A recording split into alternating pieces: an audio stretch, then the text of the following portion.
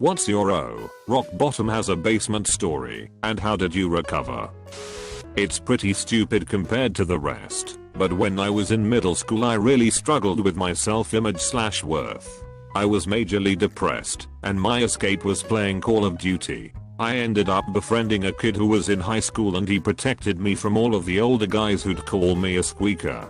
Then one night my Xbox friend told me that he was going to get rid of his Xbox because it cost his family too much. I cried for a good hour because he was practically the only thing I had going for me. I went to my parents upset and told them that I was struggling and was depressed and got told stop being a bitch. This is where I found the door to rock bottom's basement. I went back upstairs and was ready to kill myself. Drastic for a young kid I know, but decided to check Xbox one last time to see if my friend was on. Luckily he was. I log in and he tells me he's going to get a job so he can pay for the Xbox Live subscription and we can keep playing. So yeah, thanks Dylan Swag for Eva, you kinda saved my life by working at Chick-fil-A. Tried to kill myself, got caught at the right time by mom. Mom breaks down, tells me it's all my fault and I'm shaming the family name by taking the easy way out. End up staying at the hospital longer than necessary because mom needs an excuse. Start planning elaborate ways to kill myself and making it look like an accident or from a disease. A death that won't shame my family. Caught a bad case of tuberculosis. Laying in bed, get a deliriously good idea. Start throwing up whatever I eat or drink.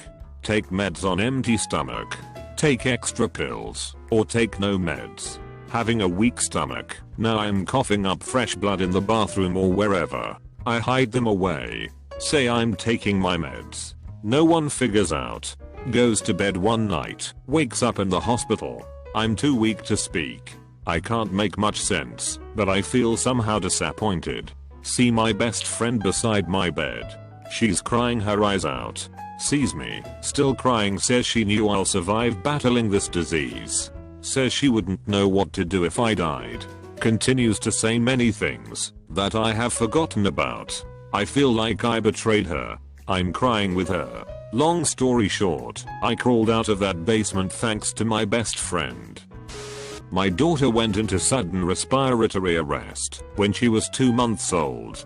Day 9 of ICU I got a call that my older 3 kids were in a bad car accident with their dad, and I don't know if they are okay. Fortunately they walked away with only mild concussions and my baby is preparing herself for kindergarten and is healthy as can be.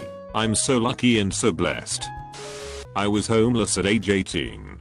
I went to a homeless shelter despite warnings from some shady looking guy. I got treated like shit, got made fun of and belittled, and had my backpack with all my important documents stolen. All this was by the shelter staff, the people who are supposed to help. I still don't donate to any homeless shelter. You don't know how they're really like until they're your last hope. After that I sold my cell phone, bought a tent, and found a backpack in a garbage can that reeked like cat piss, but was otherwise clean, and did my best not to starve while going from place to place. My tent got stolen eventually, but luckily nobody took the backpack. I also got a revolver at one point. I recovered by getting unbelievably lucky and having my uncle find me and take me in, and even give me one of his old properties in exchange for fixing it up real nice so he can sell it when he retires.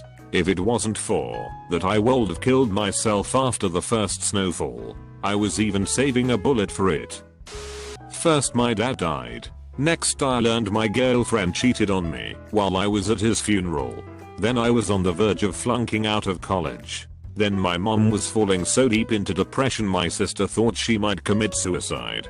Only way I can explain how I got out of this depressing circle of hell was to man up. No one's going to help you. You need to find your own way out and put the pieces back together the best way you can. Went to my drug dealer's house to score some heroin. He lived in the basement of his grandma's place. Her entire place was decorated in pure white, frilly pillows with Jesus' face on them. I hadn't shit in like 3 days, and while we are waiting for his guys to arrive, we smoked a cigarette, which loosened up my bowels nicely. I took a poo in his grandma's bathroom, and in my borderline withdrawal stupor, I didn't realize that the toilet hadn't flushed completely. Flash forward a half hour to when the dope arrives, and we both get higher than God's left nut. I always smoked my heroin off tin foil and it always made me puke. So, I stumble my way back up to the Lutheran toilet and yak my brains out. I go to flush and it's clogged. But I'm gawked to high heaven, so I figure, if I just flush again, it'll go down, right? No, not right. Anyway, I flushed like 3 extra times, and then it all came right back up. So he hears what's happening, and comes running up to see what's wrong, while I'm standing on the edge of the tub, while everything that had been in my stomach for the last 3 days comes raging up out of the toilet.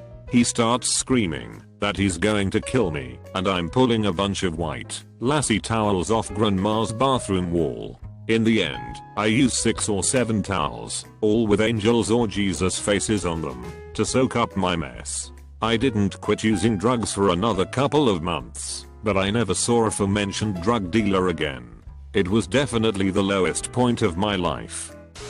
I can't get too deep, because I'm on mobile, but basically, my older brother passed away shortly after I found out I was cheated on by my girlfriend. All while I was homeless and slowly losing the use of my left leg due to illness. Then I got the news my innocent autistic little brother got cancer. He's been in remission for a while now. Current biggest worry is about Batman or something. My husband lost his job and his insurance. I kid you not, the very next day, he broke a rib and had to go to the ER because he didn't know what had happened. Apparently you can break your rib by sneezing really hard. 2 days later, I had to go to the ER for a kidney stone. The ER thought I was drug seeking because we had just been there with my husband, even though we refused pain medication because he didn't want it. So they sent me home. Of course this wasn't free, and they were really mean about it, while I was trying to take severe pain like a champ and not cry because no one believed me. The next day, I had thrown up so much from the pain that I damaged my esophagus and started throwing up blood. My throat felt like it was on fire and I couldn't breathe properly. We googled it, and every website said get your ass to the ER. So we went back. I won't go into that experience, but we basically had to beg the ER staff to see me after I'd laid in the floor outside of Trigon and out of consciousness for 6 hours. After they finally told me what had happened, they sent me home.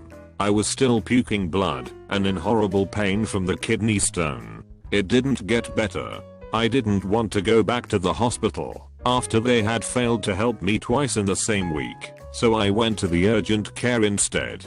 They said they weren't equipped to deal with my problem, but I told them what the hospital had done and begged them to try. They gave me an IV, pain medication, anti-nausea medicine and a couple of other things, and fucking finally, I was able to go home and recover. And then the hospital bills started coming.